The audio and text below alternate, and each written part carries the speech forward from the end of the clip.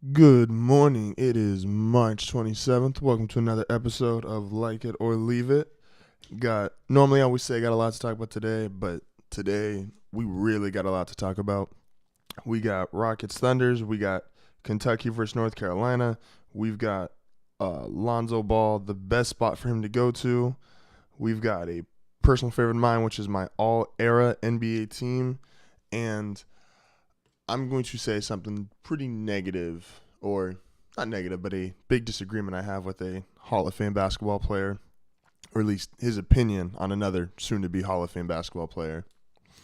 Anyway, hope you guys all had a great weekend. And today we're going to start off with something that I wasn't going to talk about right off the bat. And that's what I saw yesterday, or what I saw over the weekend, really, with De'Aaron Fox and Lonzo Ball. Now, we are going to talk about the game a little bit later, but the game's not what I wanted to focus on so much. I've been hearing a lot of talking heads on SportsCenter, on FS1, on ESPN, talk about Lonzo Ball has it. You know, you can take measurables, you can take stats, you can take how they play. Some guys, there's like, he has it. And they value that it factor so much. And they think when you just look different from the other guys. And I get that. I too think certain players have it. You can't measure it. You can't sit there and say, oh, it's this. They just have that unique characteristic about themselves, or something that makes them look like they separate themselves from the rest of the competition. And I used to think Lonzo Ball had it. I'm not so sure anymore, because one part of it, or how I would define you having it, is how much do you care about the game? How much do you care about what you're doing? We've seen a bunch of guys, mind you, DeMarcus Cousins slipped down in the draft farther than he should have, has realistically been criticized, and has probably realistically underperformed in certain spots of his career because people think he didn't have the want to do it. He didn't really love it. Stephon Marbury, people used to question, does he really love the game? Well, I had to sit there and question, does Lonzo Ball really love the game on Friday night? Look at the different reactions between him and De'Aaron Fox after their teams lose. De'Aaron Fox is in tears, could barely do his interview. I mean, overwhelmed with emotion. And some people are going to say, yeah, that's choreographed, or, oh, it's staged. I don't know. If you look at what he did, being so overwhelmed with emotion, and then you look at what Lonzo Ball did, which is, I mean, shit, it took him once the game was over, 30 seconds later, he's like, I'm out of here. I don't care. I'm going to the NBA draft. I have an issue with that if I'm someone who's going to draft someone. In fact, I have so much of an issue over it. I'm about to make an unpopular opinion, which is I would now take De'Aaron Fox over Lonzo Ball. Both are going to be lottery picks regardless, but if I'm sitting there and I've got a chance to take one of them showed me, even though he's a one and done, or they're both one and done players, one showed me how much he cares about playing this game. One showed me how much he cares about his teammates, how much he cares about just the game of basketball in general. And the other, whether he meant to or not, really just came off like, I mean, my dad makes me do this. He kind of showed, like, you know, his dad cares about this game far more than he does. And that, to me, would be a red flag if I'm looking at between the two guys. Like I said, wasn't gonna talk about that initially, but I saw that last night before I went to bed, and I'm like, I gotta throw my 2 cents in on that. How we were gonna start the show off initially is talking about, it's okay for you to like the same thing and like it for different reasons. Okay, if I like Subway because it tastes good, and you like Subway because it's healthy, both are fine. Both are, whether legitimate or not, both are our reasons for liking something. I like both Russell Westbrook and James Harden. Not my MVP choices, but I like both. And the MVP writers like both. They just have to make the decision of who do I think should get it this year. And I thought Sunday's game was a perfect example of you're going to see how guys are going to vote. You're going to get the guys that vote on who has the better year. Then you're going to get the guys who vote on who had more team success. And if you look at Sunday's game, what better way to show individual versus team? Russell Westbrook had 39 points, 11 rebounds, 13 assists, 13 to 24 shooting. Great game. Great individual numbers. Team loses. James Harden, 22 points, 5 rebounds, 12 assists, 8 to 15 shooting. Good numbers. Team wins. Both had 5 turnovers. I've already told you about my issue with them turning the ball over so much. I have a personal issue with that. But that game right there was the perfect example of how the MVP voters are going to vote. If you want the guy who's the quote-unquote best player on the best team, you're going to vote for James Harden. You just are. If you want the guy who's having the better season, you're going to vote for Russell Westbrook. Generally, people believe what they want to believe, and the sports writers who vote for MVP are no different. It's not like there's some, how would you say it? Like they are so above everybody else that they just know basketball better than everybody else, and that's why they're given the right to vote for the MVP. They're people. If they think a certain way, they're going to continue to think a certain way. And if they like a certain player, they're going to like a certain player. Like I've said before, I would vote for Kawhi Leonard because the things I value are different than, or what I value about Kawhi Leonard, I don't see in Russ Westbrook and James Harden. So if I was an MVP voter, neither are getting my vote. And that happens not just with me, but with the guys who actually have the vote. It's okay to like 2 different things, and it's okay to like something for different reasons. That's fine. But just know the MVP was won on Sunday. The voters made up their mind yesterday. Best player on the best team, you give your vote to James Harden. You like the player having the best season, you voted for Russell Westbrook. It's really that simple.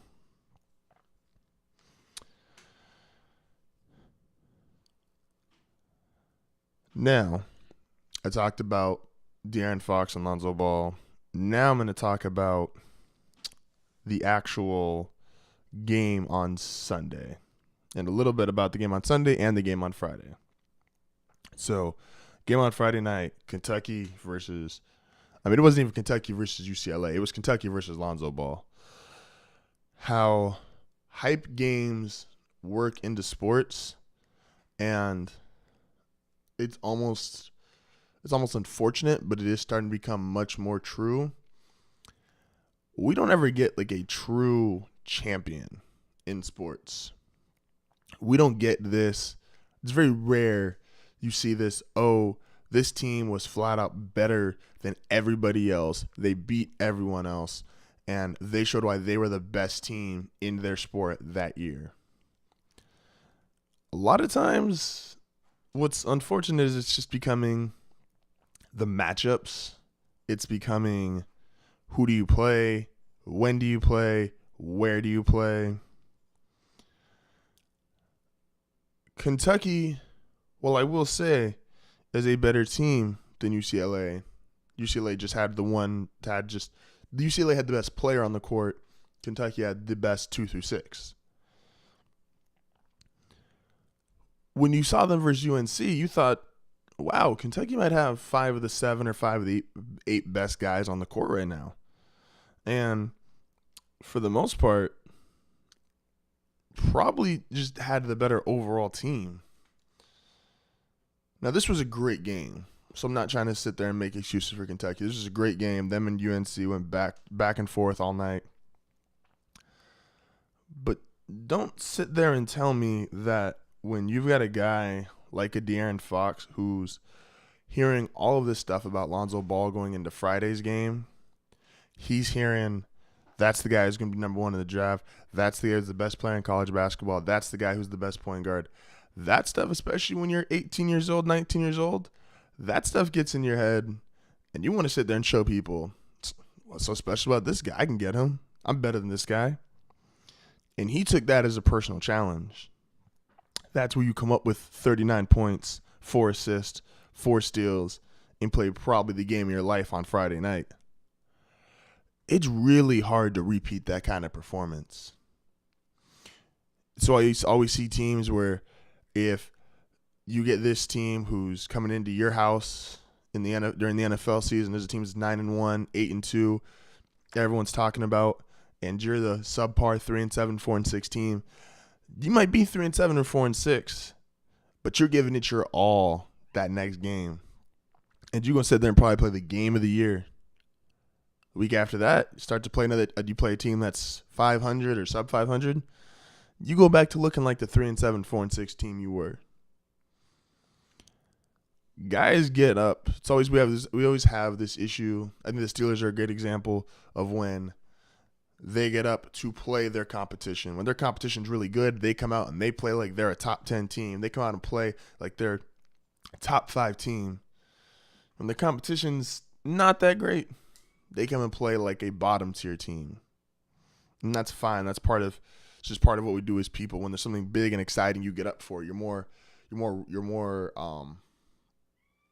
I don't know if aware is not the right word, but you look forward to that thing, and you're going to make yourself react differently because you are looking forward to it more so than if I'm going to Disneyland on Sunday and then I go to school on Monday, I'm going to be a little more excited on Sunday. So when then his numbers, if you look at 39-4 versus UNC, and then against UCLA, and then he comes back and drops 13 points, 4 rebounds, 3 assists against North Carolina, and they lose by 2. The hype game wasn't there necessarily as much for North Carolina. You know, UCLA was Disneyland. North Carolina was going back to school on Monday. Once again, great game, not disputing it. But South Carolina is the story of the tournament, and it's partly because they've looked at every team as if they're Disneyland. Everybody looks at them as going back to school. They're rising their level, elevating their level of play. Everyone else is kind of downgrading.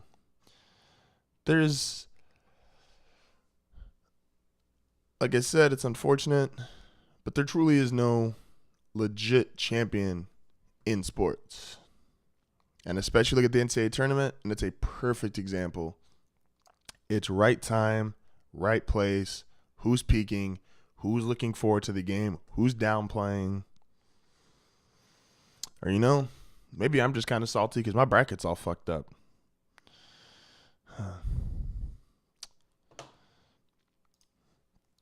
Let's see. Check out some NBA scores from last night. We got the Warriors over the Grizzlies, 106-94. Can I just give a shout out to the fact that Vince Carter is a 40-year-old man who's still dunking in a professional basketball game. Charlotte beats Phoenix 120-106. Sacramento beats the Clippers 98-97. Clippers blew an 18-point lead. The game of the day, obviously, or at least the hype game of the day, Rockets beat the Thunder 137-125, and the Bulls beat the Bucks 109-94. And finally, Anthony Davis and the Pelicans beat the Nuggets, pushing the Nuggets out of the playoffs. the Trailblazers, or I'm sorry, now the Nuggets and Trailblazers are tied for the 8th spot in the West, and once again proves with the Pelicans, Davis and Cousins, their play with each other on the court and off the court is getting vast, and it's was hopefully an off season of practicing and getting a new offense in there helps that out, because for them to play like top 5 players when the other's off the court, and then to play like average players when they're both on the court, they got to get that thing fixed.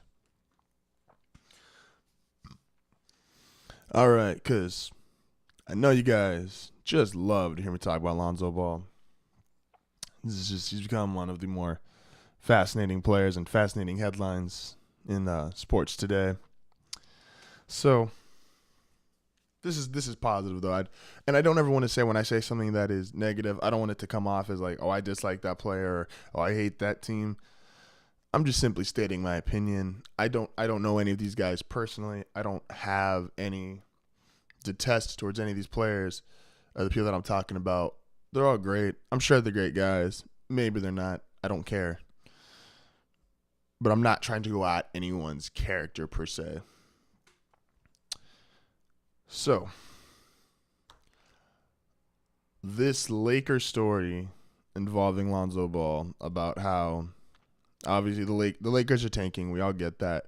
How people are talking about they moved D'Angelo Russell to the shooting guard so that Lonzo Ball could come in and play the 1.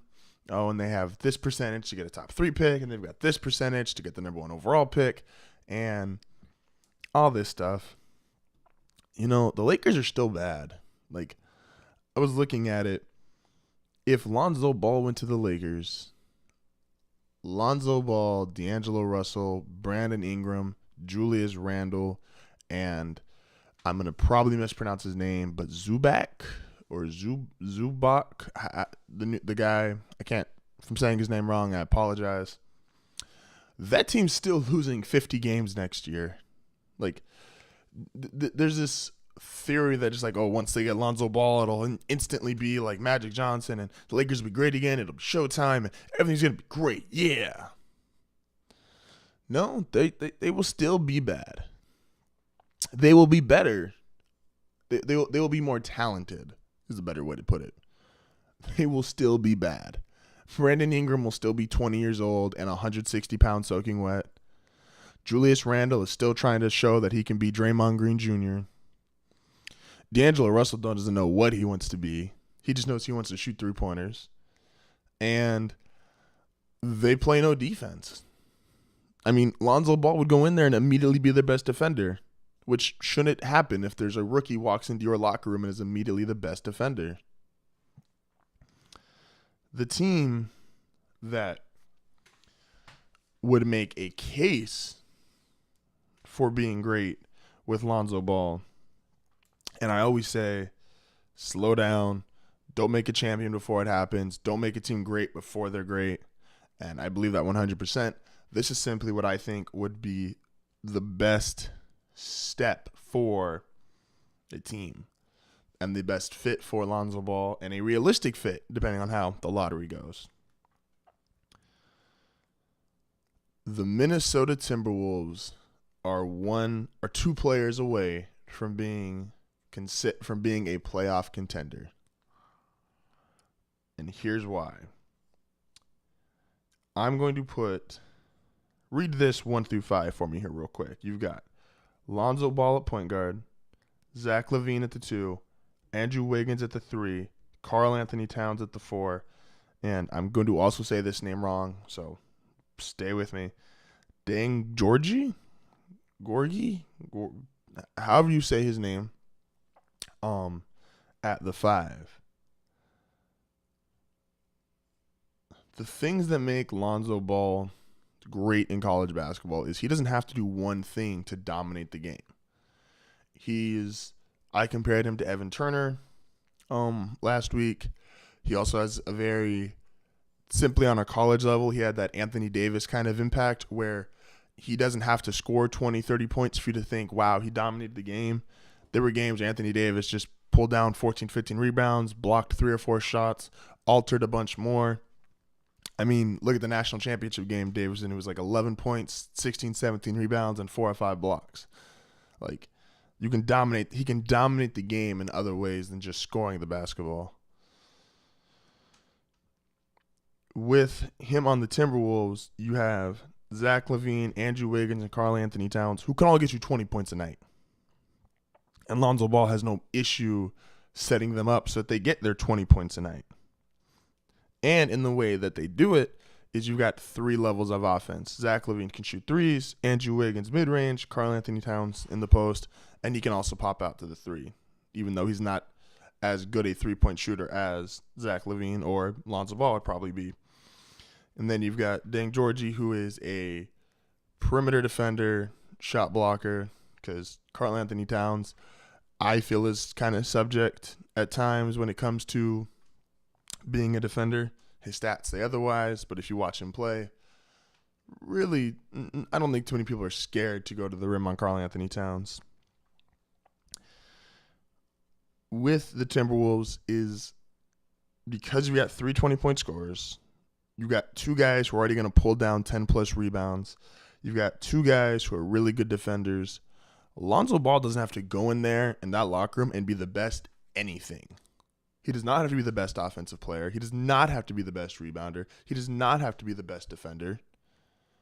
He gets to go in there and fit in with this team that already has talent, already has potential, already has, in Karl Anthony Towns, a star player. You walk into the Lakers locker room, you got to be the best defender. You got to probably be the best 3-point shooter. You've got to be arguably the best teammate, give or take. They're all a bunch of 19 and 20-year-olds, and trust me, if we're being real here, you get 4 20-year-olds who all make millions of dollars, it's a little hard to be responsible at times. Just saying. He could go in and average. These are the average numbers I pulled up here real quick. Zach LaVine, 18.9 points a game. Andrew Wiggins, 23 points a game. Karl Anthony Towns, 24.5 points a game, 12 rebounds. And Deng Georgie, 10 points a game, 8 rebounds a game. You got scorers, rebounders. Lonzo Ball, with his college numbers, obviously this isn't going to be his pro numbers. Could be, but I'm not going to guarantee these are his pro numbers. 14 points a game, 6 rebounds, 7 assists. If he did that as a rookie, that would be great. Plus, the big difference in which Minnesota struggles right now is I like Ricky Rubio. I think he's a cool player. He's not meant for this NBA. He can't shoot. He is shooting 34% from the 3 this year, and that's a career high. He shot 25, 26, 27% for pretty much his whole career. He's not a good 3-point shooter. Lonzo Ball makes you respect his shot, even if it looks like it came right out of the Sean Marion guide for shooting. Which immediately gives you, if you're running an offense, Karl Anthony Towns gets double teamed, he can kick out to Lonzo Ball or Zach LaVine, gives you multiple 3-point shooters, and someone that you've got to respect, which is the big difference between him and Ricky Rubio. And if you get Lonzo Ball, you trade Chris Dunn for a guy who can get you points off the bench. That way, when one of these guys or 2 of these guys or even 3 of these guys got a sub, you've always got 1 or 2 guys who can stay in the game and score. You let Ricky Rubio go to free agency, let him go to whatever team wants to take a chance on him, which there will be. He's a good player. The Knicks will probably do it. They like flashy guys who don't equate to much. And yeah, that's how we're gonna fix the Minnesota Timberwolves. You give me Lonzo Ball, Zach LaVine, Andrew Wiggins, Towns, Georgie, and a scorer off the bench. I'm not going to guarantee it. Like I said, you don't crown a champion before they're made. But that is playoff caliber talented team.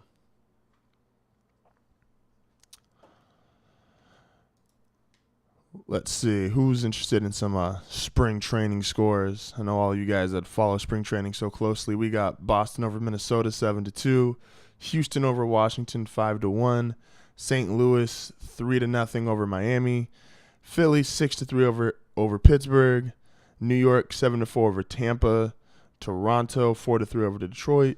Baltimore 2-1 over Toronto. Matt Harvey hits 97 miles per hour and probably what's his best spring start. Rizzo hit a long as shit home run.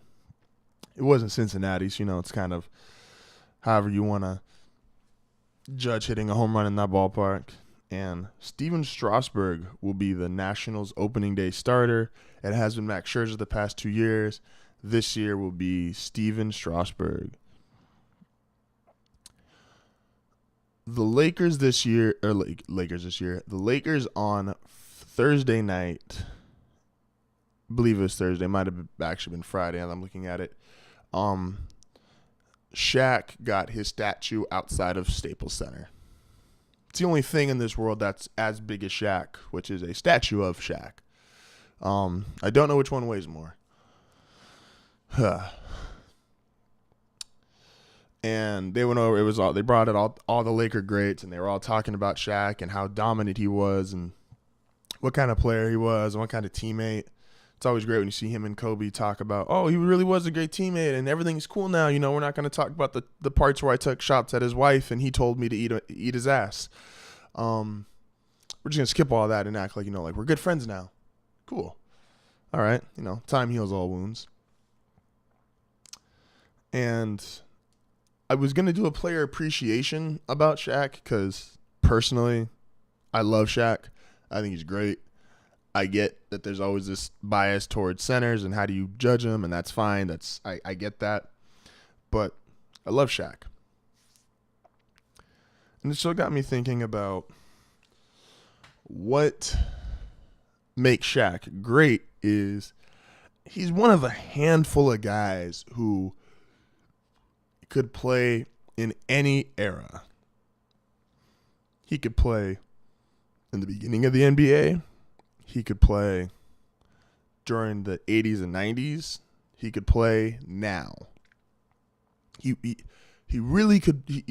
He's that great and that dominant of a player. But just because you're great does not necessarily mean you could play in any era. I don't believe Steph Curry could play when basketball first started, nor could he have played as the style of game he plays in the 70s and 80s where there was hand checking and it was basically a fist fight to get to the basket. Not that he would not have been good, but the style and the era dictates how great you are or how you play. So my all-era NBA team goes like this. I'm going to go backwards here because – or no, we're not going to go backwards. At the point guard, I have Isaiah Thomas with Magic Johnson as my just missed. I'm going to explain all these so before you guys start throwing, bottles at your computer screens. Kobe Bryant at the 2. My just missed is Michael Jordan. LeBron James is my 3. Just missed is Larry Bird.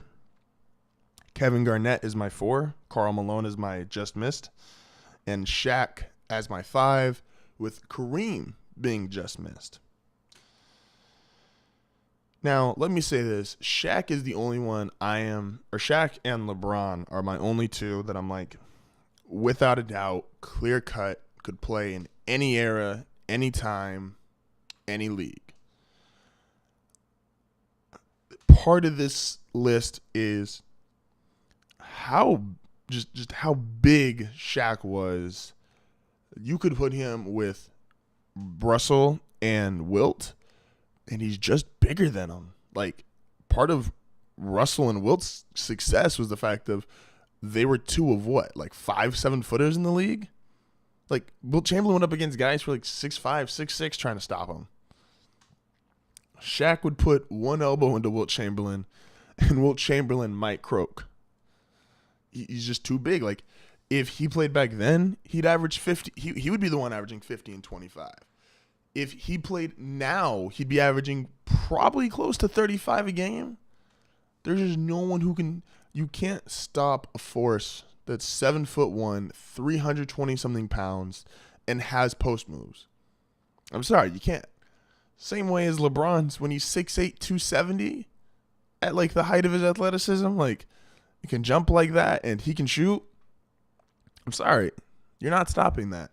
That's a fucking freight train, guys. They both are. They're too big, too fast for their size. They can play in any era. I don't care what. Which is why, as great as I think Larry Bird and Kareem are, Kareem looks like Wilt and Bill Russell. I don't think he would have dominated them the same way he did. All the skyhook's great. I get it. But size matters. And when you're as big as LeBron James and when you're as big as Shaq, your size plays in any era. Power forward, I chose Kevin Garnett over Karl Malone. Karl Malone would have the size argument for me because he was just bigger than every other power forward. He was pretty much as big as most centers. But Kevin Garnett gets it for me because of the defense he plays, works in any era. As he transitioned from late 90s, early 2000s, still playing pretty rough physical defense, to the more mellowed out scheme defense of the late 2000s, early 2010s. And he's a great defender in both eras. 11 times all defense will do that for you. With him, he also plays in any era because he could handle the ball and shoot the way that they're looking for guys to do it now, and he was doing that back then. And if you put him with the power forwards of yesterday, with the I'm drawing a blank here on a couple of these names, but you put him with some of the great 70s and 80s power forwards, you put him in the 50s and 60s, he's almost 7 feet tall, can handle the ball, plays tough defense, plays smart defense, and can shoot. Those skills translate to any era. Anthony Davis is going to make a case at this list, but Anthony Davis has not played long enough to where I'm willing to say Anthony Davis and Kevin Garnett in terms of full body experience. I'm just not going to compare the two. That's not fair. Here's where we get funny. I have Kobe over Michael, and I thought about this, and I'm like, people are going to hate this, but it's Kobe over Michael simply for the shooting. I think everyone pretty much admits Kobe is Michael Jordan 2.0. Let me clarify. Kobe Bryant's the best player I've ever personally seen. And I've watched a lot of old footage, a lot of old games, classic games. But in terms of real time playing while I'm watching, Kobe Bryant is the best basketball player I've ever seen. LeBron is great, and LeBron, when it's all said and done, might pass that. But let's not forget, Kobe was great until year 17, year 18. Then he just tore his Achilles and everything went wrong. LeBron's in year 14, so LeBron still has to play at an all-time level for 3 more complete years before he's in Kobe's category. So let's not just give it to LeBron over Kobe yet. But that's an earlier video. Go check that out. The way Kobe shoots, I think, translates to every area more so than Michael, whereas Michael does everything that Kobe does a little bit better, except shooting. I'm a little torn on this one because, like I said, my only convincing ones are Shaq and LeBron. I think you can make the argument Michael over Kobe, or Magic over Isaiah, or even Karl Malone over Kevin Garnett, or even throw Dirk Nowitzki in there. But this is my list, so we're sticking with these guys. With Kobe being able to shoot, Michael might have been able to will himself to shoot if he played in today's era, but I don't believe he would have played in this era as well, even though he would have lived at the free throw line. He would have absolutely lived at the free throw line. But I think Michael Jordan would turn into more James Harden in today's era, but not as good a shooter, but playing the all-around game, playing almost that point two now, I guess you want to call it, or even would have probably played point guard for his team, then he would have been the greatest scorer, offensive player we've ever seen. So Kobe Bryant shooting gives him the edge. My hardest one was Isaiah Thomas over Magic Johnson, and I'm also throwing Chris Paul into this mix. I'm throwing Jason Kidd into this mix. Point guard is probably the hardest for me because I think there's a couple guys who could play in any era. This is just my personal starter. If we want to talk about it, like if I want to say like my guys I chose from my list, or my starters, my guys that just missed from my bench, I got one hell of a team. But Isaiah Thomas, for the fact of Isaiah Thomas, think about this, was the only guy who gave Magic Johnson a run for his money for being the best point guard in the league and stopped Michael Jordan from being Michael Jordan for about 4 or 5 years. Isaiah Thomas is the only guy in history who can say he went toe-to-toe and was better than the two greatest players ever, in my opinion, which is Magic Jordan and Michael Jordan and Magic Johnson. Only guy who can say that. That alone puts him on my all-era NBA team. My all-era NBA team. Speaking of Isaiah Thomas, and this goes into my next one, and this one is completely unscripted. This one's going to be kind of short because I'm running out of time here, and this is just angry. This made me really angry. Isaiah Thomas came out and said, Chris Paul cannot elevate his game like other point guards in the West. There was a time where Chris Paul was the best point guard in the league, but that time has passed, and he can no longer play like some of these other guys can. And the Clippers' chance of winning a title is closed. Well, I do agree with the Clippers' their window being closed. I get what he's saying about these other guys raising their level. But I don't want to hear it. Don't tell me that just because these guys can sit there and score 30, 40 points a night because they can get hot from the three-point line, that they're better than Chris Paul. Chris Paul, being the oldest of the elite point guards, is still the only real point guard. We just talked about Lonzo Ball. I've talked about Lonzo Ball a bunch. He's a real point guard. He runs the offense, shoots when necessary, rebounds, plays defense, gets guys involved, gets guys open. That's what being a point guard's about. And there is no better example of being a point guard. There's no more perfect point guard than Chris Paul. Chris Paul, John Stockton, Isaiah Thomas, Magic Johnson are, in my opinion, the 4 greatest point guards of all time. Jason Kidd's up there as well. Chris Paul, no. Can he put up 40-point games like Steph Curry and Russell Westbrook? No. But they're not point guards. They're just 6-foot guys who know how to shoot. Allen Iverson made a lot of guys rich because of the way he played and now the way guys want to play. Chris Paul is the last true 2010 point guard. And I get it, Russell Westbrook's going to average 10 assists. But we know, if you're going to sit there and tell me Russell Westbrook plays a better point guard than Chris Paul, you're out of your mind and just you've lost any valid points you're going to make. Chris Paul was the last guy who could score the way his team needed him to and get his teammates involved and run his offense the way his team needed to. Never again will we see a guy, at least I don't think, because most of these point guards now are ball-centric. I don't want to say ball-hogging, but ball-centric shooters. Kyrie Irving went some stretch, like 15, 16 straight games with like 5 assists or less. It's not a point guard. Damian Lillard averages, 6 assists a game? It's not a point guard. Russell Westbrook averages 10-plus assists, but but you know when you watch Russell Westbrook, he's not getting those kind of assists. James Harden is probably playing the best point guard, even though he's unnatural too, of anybody in the league right now.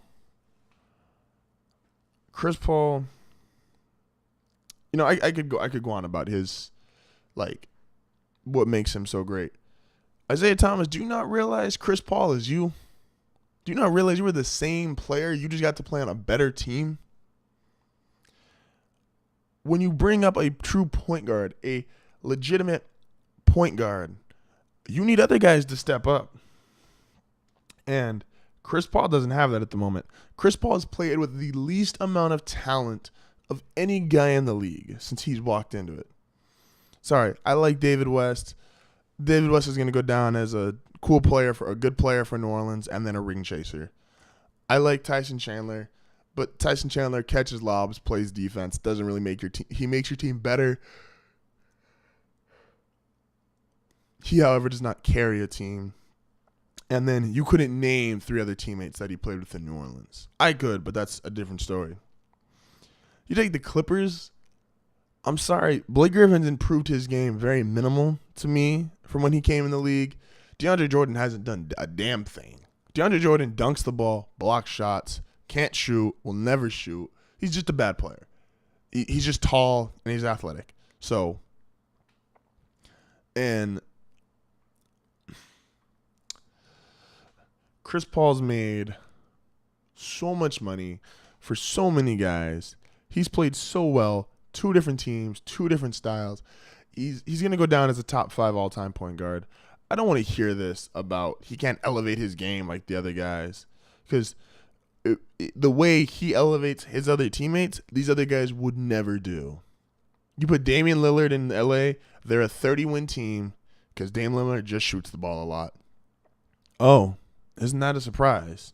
Damian Lillard in Portland is a 30-win team. Russell Westbrook. Thunder are, oh, look at that, below the Clippers in the standings.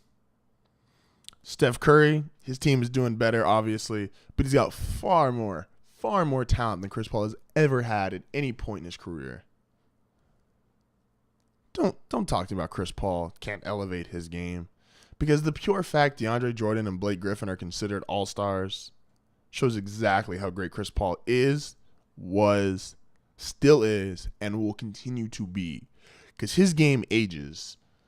These other guys, not at all. Like I said, I had a lot to talk about today. I think this was close to like a 40-minute podcast. If you guys can like on Facebook, like on Instagram, go to Snapchat. I've got new logo. I got on SoundCloud. Got a bunch of things I'm going to be doing here. Like I said, I'm not sure if I'll be able to get out an episode every day this week, but I'm going to for sure get out 3. You can guarantee Monday, Wednesday, and Friday I'll have episodes. Tuesday and Thursday I'm going to try my best. If you saw my Instagram yesterday, my schedule's really busy. Yeah, just thank you guys for who have watched, have supported. Word of mouth, share, like, subscribe, all that good stuff. And I will see you guys soon.